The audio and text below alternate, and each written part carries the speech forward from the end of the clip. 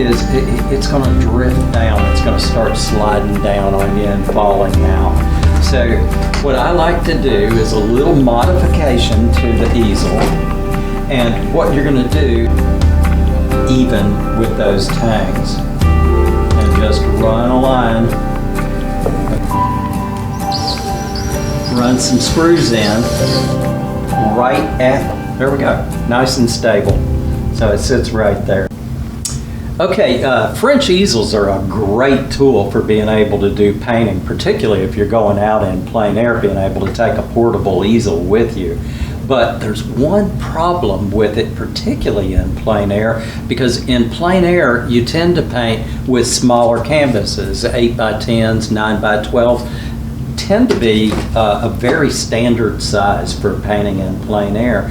And whenever you're painting, you tend to put, most people put their canvases back in this well back in here, and then when you drop the top part down, it comes down here and locks it in like so.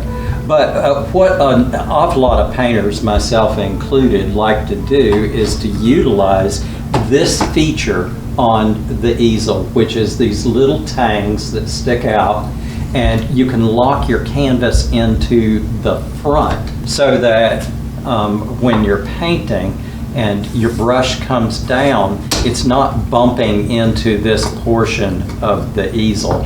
So you have a nice flow that you can create by doing that. And you can see with this 8x10 canvas that these tangs right here are just barely able to grab hold from side to side to this canvas. But now if you take a 9x12 or an 8x10 and you turn it this way, look, see that the tangs can reach right on the outside edges. It can just barely grab hold of your canvas. But what your canvas has a tendency to do once you've locked these in like this is it's going to drift down. It's going to start sliding down on you and falling out. So what I like to do is a little modification to the easel. And what you're going to do is put some screws in here that are going to be able to hold your canvas in place when it's turned portrait orientation.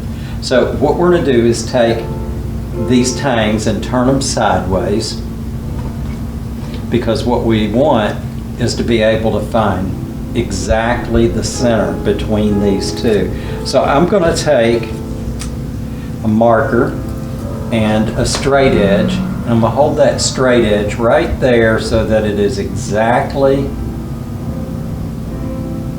even with those tangs, and just run a line across there so that I know exactly where it lines up with those tangs. And I'm going to put some screws in there. Now you could put like a pan head screw, something like this, that is kind of squared off. But what I suggest instead is to use a bevel-headed screw so that when your canvas sits in there, it kind of has a little shelf that it can slide into. Particularly if you're using panel boards instead of canvases, that will really work for you well. But you can see that this screw is really pretty long, and if we were to run a long screw in there, it may split this wood and break it up. So instead, I've got some very tiny little screws. They're the beveled edge, but they're only about a ½ an inch long. And so now that I have my line in here, I can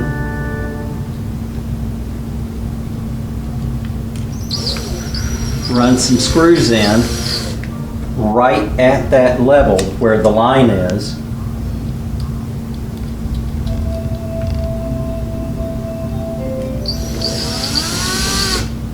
I'm going to put 2 of them in here. You could put more. You could put 1 in the middle. But 2 is good. And we're going to position them so that they're driven in, but that there's enough of an edge that has a little shelf to sit on. And so now we can bring these tangs over to help support it but really it would just sit there on those screws without any support. And then when we drop this one down, which of course is right in the middle, there we go, nice and stable. So it sits right there. And you can see if you were to use a regular canvas, same thing. You're just going to sit it on the edge there, bring this one down, have the tang come out all the way out over, and the same thing with the tangs at the bottom.